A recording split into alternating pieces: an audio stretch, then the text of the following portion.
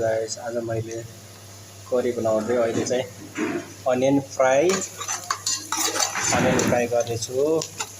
Already मैले fish fry गरेर राखेको छु, टमाटो कटिङ गरेर राखेको छु, धनिया कोथमिर कटिङ गरेर राखेको छु। त्यसपछि मैले टमाटो हालेँ। टमाटो हालिसकेपछि मैले चाहिँ एकछिन फ्राई गर्छु। त्यसपछि मैले चाहिँ अब एकछिनपछि मसला हाल्छु। अब सल्ट हालेँ,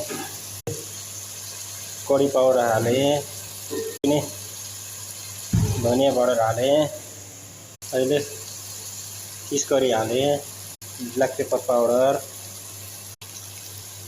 हल्दी हालेँ हैन। अब चाहिँ एकछिनपछि यसलाई यस्तो पकाउँछु। पकाएपछि ट्याक्क मैले करी बनाउँछु। मेरो चाहिँ tomato onion everything I cook हुँदैछ है। मसला एकदम फ्राई गर्नुपर्ने हुन्छ है। एकदम फ्राई गरेर ट्याक्क बल्ल मजा आएर त्यसपछि अलिअलि पानी हालेर गर्नुपर्ने हुन्छ। अहिले पाक्दैछ, उम्लदैछ है।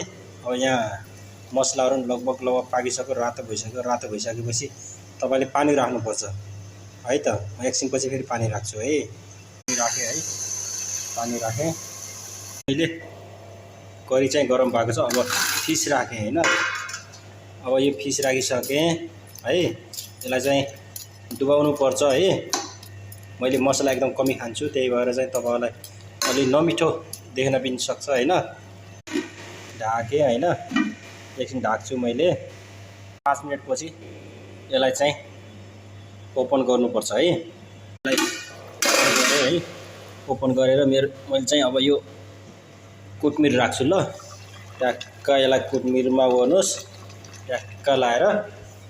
अझै पनि बाँकी छ हैन, म सबै कोथमिरहरू राख्छु। त्यसपछि फिस करी रेडी भयो।